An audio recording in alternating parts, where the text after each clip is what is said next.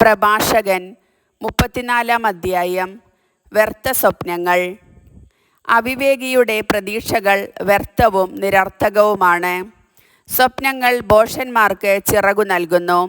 സ്വപ്നങ്ങളെ ആശ്രയിക്കുന്നവൻ നിഴലിനെ പിടിക്കുന്നവനെ പോലെയും കാറ്റിനെ അനുധാവനം ചെയ്യുന്നവനെ പോലെയുമാണ്. സ്വപ്നത്തിലെ ദർശനം യഥാർത്ഥ മുഖത്തിൻ്റെ പ്രതിച്ഛായ മാത്രമാണ്. അശുദ്ധിയിൽ നിന്ന് ശുദ്ധിയുണ്ടാകുമോ? അസത്യത്തിൽ നിന്ന് സത്യവും. ഗർഭിണിയുടെ ഭാവന പോലെ ശകുനം, നിമിത്തം, സ്വപ്നം ഇവയെല്ലാം മിഥ്യയാണ്. അത്യുന്നതനിൽ നിന്നുള്ള ദർശനമല്ലെങ്കിൽ അതിനെ അവഗണിക്കുക. സ്വപ്നങ്ങൾ അനേകരെ വഞ്ചിച്ചിട്ടുണ്ട്. അവയിൽ ആശ്രയിച്ചവർ പരാജയപ്പെട്ടിട്ടുണ്ട്. അത്തരം വഞ്ചനകൾ കൂടാതെ നിയമം നിറവേറ്റാം. സത്യസന്ധമായ ചുണ്ടുകളിൽ വിജ്ഞാനത്തിന് പൂർണ്ണത ലഭിക്കുന്നു. വിദ്യാസമ്പന്നൻ വളരെ കാര്യങ്ങൾ അറിയുന്നു. അനുഭവസമ്പന്നൻ വിവേകത്തോടെ സംസാരിക്കുന്നു. അനുഭവജ്ഞാനമില്ലാത്തവന് അറിവ് കുറയും. യാത്ര ചെയ്തിട്ടുള്ളവൻ കഴിവുറ്റവനാകുന്നു. യാത്രയിൽ ഞാൻ വളരെ കാര്യങ്ങൾ കണ്ടിട്ടുണ്ട്. പ്രകടിപ്പിക്കാൻ കഴിയുന്നതിനേക്കാൾ കൂടുതൽ ഞാൻ ഗ്രഹിക്കുന്നു. ഞാൻ പലപ്പോഴും മാരകമായ അപകടങ്ങളിൽ പെട്ടിട്ടുണ്ട്. എന്നാൽ അനുഭവജ്ഞാനം എന്നെ രക്ഷിച്ചു.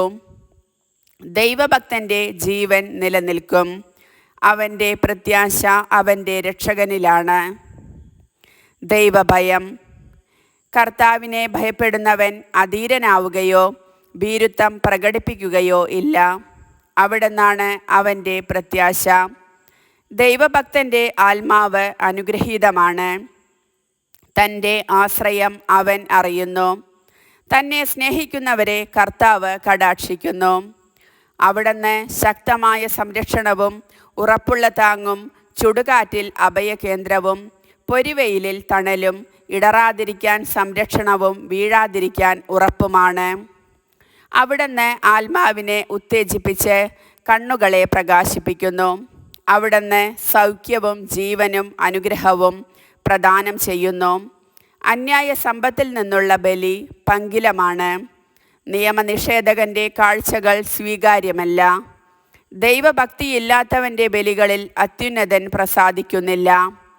അവൻ എത്ര ബലി അർപ്പിച്ചാലും അവിടുന്ന് പ്രസാദിക്കുകയോ പാപമോചനം നൽകുകയോ ഇല്ല.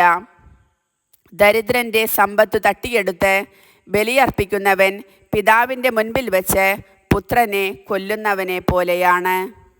യഥാർത്ഥ ഭക്തി. ദരിദ്രൻ്റെ ജീവൻ അവൻ്റെ ആഹാരമാണ്. അത് അപഹരിക്കുന്നവൻ കൊലപാതകിയാണ്. അയൽക്കാരൻ്റെ ഉപജീവനമാർഗം തടയുന്നവൻ അവനെ കൊല്ലുകയാണ്. വേലക്കാരൻ്റെ കൂലി കൊടുക്കാതിരിക്കുക രക്തച്ചൊരിച്ചിലാണ്. ഒരുവൻ പണിയുന്നു, അപരൻ നശിപ്പിക്കുന്നു. അധ്വാനമല്ലാതെ അവർക്കെന്തു ലാഭം? ഒരുവൻ പ്രാർത്ഥിക്കുന്നു, അപരൻ ശപിക്കുന്നു. ആരുടെ ശബ്ദമാണ് കർത്താവ് ശ്രദ്ധിക്കുക? മൃതശരീരത്തിൽ തൊട്ടിട്ട് കൈ കഴുകിയവൻ വീണ്ടും അതിനെ സ്പർശിച്ചാൽ കഴുകൽ കൊണ്ട് എന്തു പ്രയോജനം? പാപങ്ങളെ പ്രതി ഉപവസിച്ചിട്ട് വീണ്ടും അത് ചെയ്താൽ അവൻ്റെ പ്രാർത്ഥന ആരു ശ്രവിക്കും? എളിമപ്പെടൽ കൊണ്ട് അവൻ എന്തു നേടി? കർത്താവിൻ്റെ വചനം.